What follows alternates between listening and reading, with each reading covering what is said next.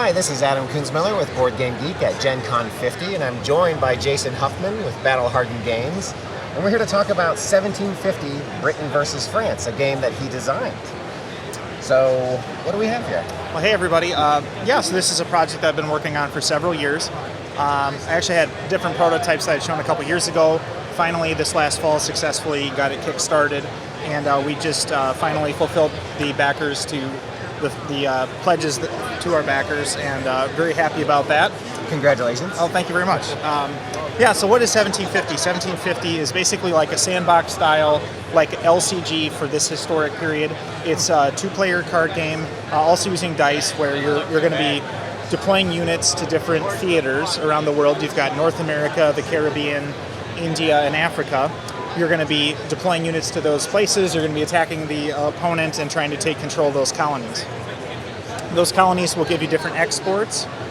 So, for example, this is a sugar export, where if you had taken over like Caribbean St. Kitts or Caribbean Guadalupe, you would receive that export when you took it over.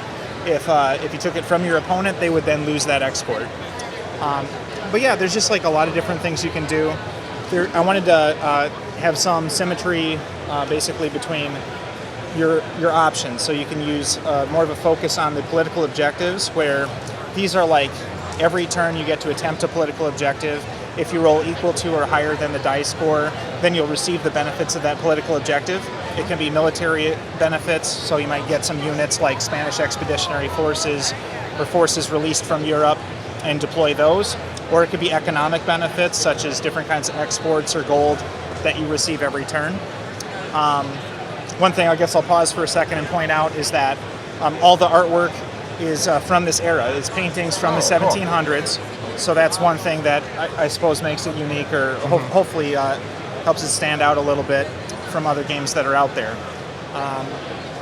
So let's see, what else is going on? So basically every turn you're going to go through a turn sequence. You're going to get a historic event card to start your turn. And these historic event cards are basically like one-shot or ongoing benefits that you can receive, or penalties that will affect the opponent. So you'll have a hand of cards when you start the game. You'll get a couple of starting cards, one of which is like a political objective boost, and another one is sort of a cancellation card, where once over the course of the game you can cancel something. And you mentioned the art. It's even more apparent now that we're looking at these cards. It's very beautiful. Oh, thanks. Yeah, I tried to pick things that were, thematically appropriate, and that I thought, were kind of visually striking. So always trying to reach that happy point where I achieved both. You'll have a few of these historic event cards to start the game. You can acquire more over the course of the game by purchasing them, using your gold to do that. You can use gold to boost your political efforts over here. And then one of the other main things you're doing is you're spending money on your battle deck.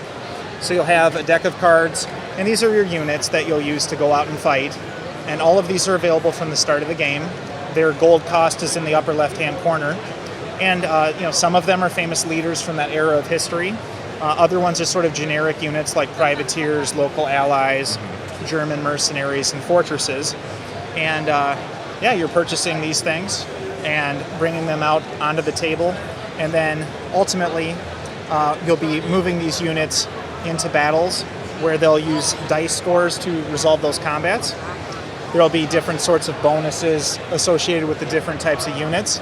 And then you'll also be playing cards in these battles. So, for example, here, if the British player had attacked the French player here at Madras, the French player, if I had this historic event card of the unthinkable, it'd be a -3 penalty to this player's score. So now if the British player rolled that, they would have a 4 with the +1, but now they're down to a 1 Just from show the this penalty. card so we can see what you're talking about here. Yep. So that he's rolling a roll +1. Right, so he would be at a 4, but because of the historic event card, he's at a 1. The fortress roll is only a 1, but because of the +2, it's a 3. So he would defeat Boscawen, and that would be placed into the French player's prison over on their player map. Oh, all right. Yeah. But the objective is to control as many colonies as possible at the end of the game. There's also some secret objectives. You receive a secret objective to start the game, and it's basically some condition that you would have to meet during the gameplay, or at the end of the game, if that condition had been met, you'd get an additional victory point for that. So anyway, that's kind of a brief overview. And you mentioned this is an LCG, so there's aspects of this that you can customize or tailor, or Well, yeah, there is a set of like different advanced rules that you can choose to implement or not based on what you want to do. The main thing I'm just trying to get at by saying that is that it's sort of a self-contained LCG type of experience Got it. in a box. Yep.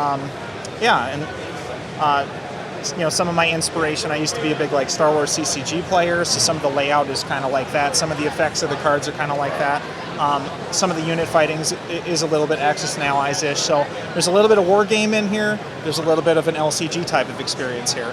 right? And how long does a typical game last? Typically about 45 minutes. Yeah, And it's strictly two-player. it is just a two-player game. Okay. Well, thank you very much, Jason, for walking through the 1750 Britain versus France. Thanks for having me.